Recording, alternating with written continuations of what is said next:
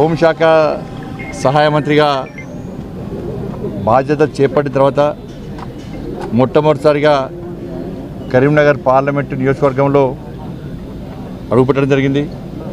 ముఖ్యంగా తెలంగాణకు సెల్యూట్ చేస్తున్నాను నేను. తెలంగాణకు వందనం, తెలంగాణకు, కరీంనగర్కి వందనం, కరీంనగర్ సెల్యూట్ చేస్తున్నా. ఈ బాధ్యత వచ్చింది అంటే ఇది కరీంనగర్ పార్లమెంటు నియోజకవర్గ ప్రజలు పెట్టిన భిక్ష. కార్యకర్తలు కష్టపడ్డ తీరు వల్లనే ఇవాళ కేంద్ర మంత్రి అయినా, నేను నాయకులు ప్రజల ఆశీర్వాదంతో నేను నాయకుడినైనా, ఇలా కేంద్ర మంత్రి అయినా, నరేంద్ర మోడీ గారి ప్రభుత్వంలో వారి ఆశీర్వాదంతో అమిత్ షా గారి శాఖలో వారి సహాయ మంత్రిగా బాధ్యతలు నెరవేర్చే అవకాశం మా జాతీయ అధ్యక్షులు జేపీ నడ్డా గారు ఇవ్వడం, మా జాతీయ నాయకత్వం ఇవ్వడం నిజంగా చాలా సంతోషం. ఆ తల్లి అమ్మవారి దయతోని ఈరోజు ఈ స్థాయిలో ఉన్నా. నేను ఒక కార్పొరేటర్ స్థాయి నుంచి మన కేంద్ర సహాయ మంత్రి స్థాయికి ఎదిగిన అంటే ఇది కేవలం భారతీయ జనతా పార్టీలో మాత్రమే సాధ్యం. రాష్ట్ర అధ్యక్షుడిగా ఉన్నప్పుడు, నేను రాష్ట్ర అధ్యక్షుడు ఉన్నప్పుడు ఈ తెలంగాణ రాష్ట్రంలో బీఆర్ఎస్ పార్టీ ప్రభుత్వం భారతీయ జనతా పార్టీ కార్యకర్తల మీద ప్రయోగించినటువంటి లాఠీ దెబ్బలకు ఇలా నాకు గుర్తింపు వచ్చింది. తెలంగాణ రాష్ట్రంలో బీఆర్ఎస్ పార్టీ మూర్ఖత్వ పాలన వ్యతిరేకంగా నా కార్యకర్తలు పోయిన జైలు కొన్న సందర్భంలో దాని గుర్తింపు నాకు వచ్చింది. నా కార్యకర్తల మీద రౌడీ షీట్స్, కమ్యూనల్ షీట్లు, గృహ నిర్బంధాలు చేసిన సందర్భంలో కార్యకర్తల వల్ల నాకు ఇలా గుర్తింపు వచ్చింది.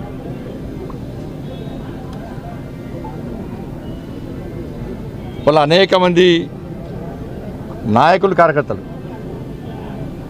ఇలా ప్రజా సంగ్రామ యాత్ర చేపడుతుంటే దాదాపు 150 రోజుల పాటు వాళ్ళ కుటుంబాలకు దూరమై, వాళ్ళ సొంత పనులు పక్కబెట్టి మోడీ గారి యొక్క ఆశీర్వాదంతో, మా జేపీ నడ్డా గారి యొక్క ఆదేశం మేరకు మేము తెలంగాణ రాష్ట్రంలో నిర్వహించిన ప్రజా సంగ్రామ యాత్రలో నా అడుగులో అడిగేసి ఇవాళ నాకు చేదోడుగు వాదోడుగున్నటువంటి ప్రజా సంగ్రామ యాత్రలో పాల్గొన్నటువంటి కార్యకర్తల యొక్క కష్టమే వాటి వల్లనే నాకు ఈరోజు ఈ బాధ్యత, ఈ గుర్తింపు వచ్చింది.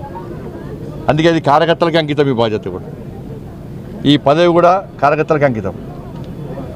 ఆ రోజు కార్యకర్తలు అంత అగ్రెసివ్గా కొట్టాడుకుంటే, కార్యకర్తలు జైలుకు పోకుంటే, కార్యకర్తలు లాఠీ దెబ్బలు తినకుంటే, కార్యకర్తలు రౌడీ షీట్లు భరించకుంటే ఈరోజు వాస్తవానికి గుర్తింపు నాకు వచ్చేది కాదు. కాబట్టి కార్యకర్తల యొక్క కష్టార్జితం వల్లనే ఈరోజు నాకు ఈ గుర్తింపు వచ్చింది. కాబట్టి ఈ బాధ్యతను ఏదో పదవులు అనుభవించడానికో, డబ్బులు సంపాదించుకోవడానికో, అక్రమంగా సంపాదించుకోవడానికో కాదు, దేశ రక్షణ కోసం, ధర్మ రక్షణ కోసం, సమాజ సంఘటితం కోసం, తెలంగాణ రాష్ట్ర ఏర్పాటు సమయంలో అసూలు భాష వంటి ఆ అమరవీరుల త్యాగాలను స్మరించుకుంటూ, ఆ ఉద్యమకారుల యొక్క స్ఫూర్తిగా తీసుకుంటూ తెలంగాణ రాష్ట్రానికి నిధులు తీసుకురావడం, నన్ను కష్టపడి అంత భారీ మెజార్టీతో గెలిపించినటువంటి ఈ కరీంనగర్ నియోజకవర్గ ప్రజల యొక్క విశ్వాసాన్ని వమ్మియకుండా రాజకీయాలకు అతీతంగా కరీంనగర్ పార్లమెంటు నియోజకవర్గానికి నిధులు తీసుకురావడానికే, ఈ కరీంనగర్ పార్లమెంటు నియోజకవర్గాన్ని అభివృద్ధి చేయడానికే ఈ కేంద్ర మంత్రి బాధ్యతను వినియోగిస్తా తప్ప వేరే రకంగా దీన్ని దుర్వినియోగం చేసే ప్రసక్తి లేదు. ఒక కమిట్మెంట్తో పనిచేసే కార్యకర్త నేను, సిద్ధాంతం కోసం నమ్మిన సిద్ధాంతం కోసం పనిచేసే కార్యకర్త నేను, పార్టీ కోసం, పార్టీ అభివృద్ధి కోసం పనిచేసేటువంటి కార్యకర్త నేను. ఇవన్నిటిని గుర్తించిన తర్వాతనే ఇలా కేంద్ర జాతీయ నాయకత్వం ఒక మంచి అవకాశాన్ని ఇచ్చింది. కాబట్టి కేంద్ర మోడీ గారి ప్రభుత్వం, మోడీ గారి నాయకత్వంలో వారు ఏది ఆదేశించినా వారి నేతృత్వంలో తప్పకుండా నేను ముందుకు సాగుతా. కరీంనగర్ అభివృద్ధిలో తప్పకుండా ఎక్కువ శ్రమించి పనిచేస్తా. ప్రజలకు అందుబాటులో ఉంటూ, కార్యకర్తలను కాపాడుకుంటూ నా వంతు తప్పకుండా అభివృద్ధికి సహకరిస్తా అని చెప్పి ఈ సందర్భంగా తెలియజేస్తూ, ఎన్నికల వరకు మాత్రమే రాజకీయాలు, ఎన్నికల తర్వాత అందరూ శాసనసభ్యులు కానీ అన్ని పార్టీల నాయకులను కార్యకర్తలు కలుపుకొని ముందుకు పోయే ప్రయత్నం చేస్తా అని చెప్పి ఈ సందర్భంగా విజ్ఞప్తి చేస్తూ రేపు